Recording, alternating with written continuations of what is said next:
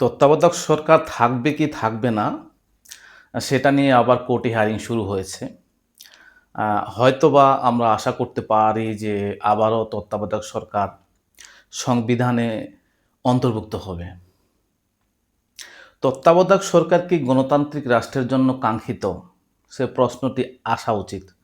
বাংলাদেশ একটি গণতান্ত্রিক রাষ্ট্র খাতা কলমে।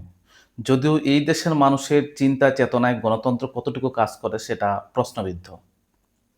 আপনি যেই দেশে গণতন্ত্র প্রতিষ্ঠিত, সেই দেশগুলো কিন্তু কোথাও আপনি তত্ত্বাবধায়ক সরকার, কেয়ারটেকার সরকার বা এই কোনো ধরনের নামে কোনো সরকার পাবেন না। তার মানে কি বাংলাদেশে তত্ত্বাবধায়ক সরকারের প্রয়োজন নেই?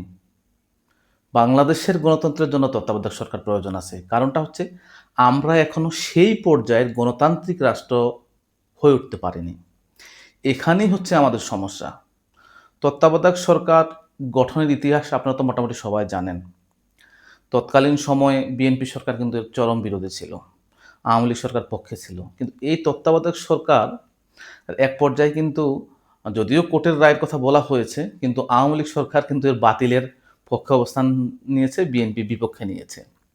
তার মানে হচ্ছে যে তত্ত্বাবধায়ক সরকার নিয়েও যে একটা দলের যে মৌলিক আদর্শিক কোনো জায়গা আছে, সেটা কিন্তু নয়। ক্ষমতা যাওয়ার সিঁড়ি হিসাবে তত্ত্বাবধায়ক সরকারকে কেউ গ্রহণ করছে, কেউ বর্জন করছে। এটাই হচ্ছে বাস্তবতা।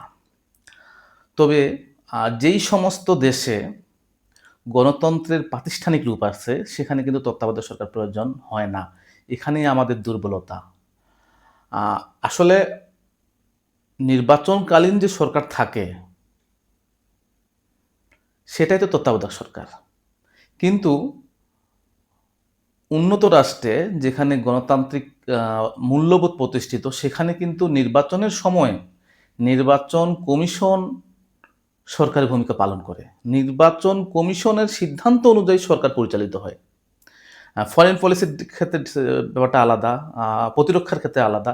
কিন্তু স্বরাষ্ট্র মন্ত্রণালয়ের যে দায়িত্ব, নির্বাচনের সঙ্গে সম্পৃক্ত যে ব্যাপারগুলো আছে, সেগুলো সব ক্ষেত্রেই কিন্তু নির্বাচন কমিশনের অধীনে চলে যায়। অর্থাৎ নির্বাচনের সময়ে আপনার প্রধান নির্বাচন কমিশনার হয় প্রধানমন্ত্রী সমমর্যাদার হয়ে যায়, বা প্রধানমন্ত্রীর যে কাজগুলো সেগুলো তিনি করতে পারেন, super prime minister or super president হয়। কিন্তু আমাদের এখানে নির্বাচন কমিশন আসলে ওই নখবিহীন বাঘের ভূমিকা পালন করে। সরকারকেই দায়িত্ব গ্রহণ করতে হয়। অন্যান্য দেশে দেখবেন যে পুলিশ প্রশাসন থেকে শুরু করে অন্যান্য প্রশাসনিক বিভিন্ন কর্মকর্তা যারা আছে, তাদেরকে জনপ্রশাসন মন্ত্রণালয়ের কথা আমি বলছি, ট্রান্সফার করতে পারে এবং করে তারা, যেখানে দায়িত্ব কর্তব্য থাকে। এবং রাজনৈতিক দলগুলো কিন্তু নির্বাচনকালীন সময় নির্বাচন কমিশনের কাছে যায়, কিন্তু আমাদের এখানে সেই সংস্কৃতি গড়ে ওঠেনি।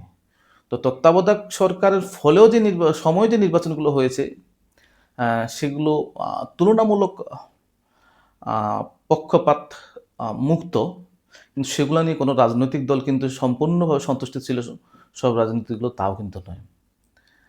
তার মানে সব রাজনৈতিক দলগুলোকে আপনি কখনোই সন্তুষ্ট করতে পারবেন। তবে জনগণের ভিতরে একটা চিন্তা চেতনা থাকে যে নির্বাচন সন্তুষ্ট হয়েছে, এবং যারা হেরে যায় তারাও মোটামুটি মেনে নেয়। তবে কথা হচ্ছে, সংবিধানে যদি তত্ত্বাবধায়ক সরকার আসেও, তার মানে যে রাজনৈতিক যে সংকট সেটা যে সেরে যাবে সেটা নয়। অতীতে তো আমরা তাই দেখেছি। এই দেশে 111 কেন আসলো? তখন কি সংবিধানে তত্ত্বাবধায়ক সরকার ছিল না? ছিল তো।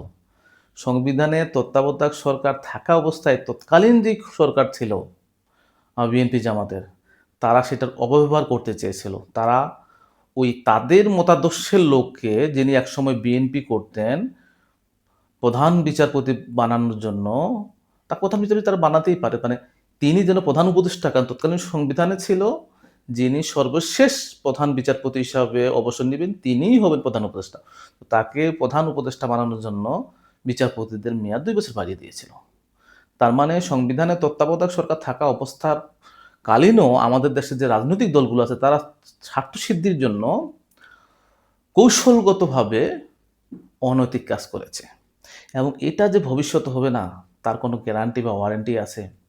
যতদিন পর্যন্ত রাজনৈতিক দলগুলো নৈতিকভাবে নৈতিকতা চর্চা না করবে, জনগণ গণতান্ত্রিক মূল্যবোধ না বুঝবে ততদিন পর্যন্ত কেয়ারটেকার সরকার দিয়ে কিংবা না দিয়ে একটা দেশে প্রকৃত যে গণতান্ত্রিক চর্চা সেটা কখনোই সম্ভব নয়।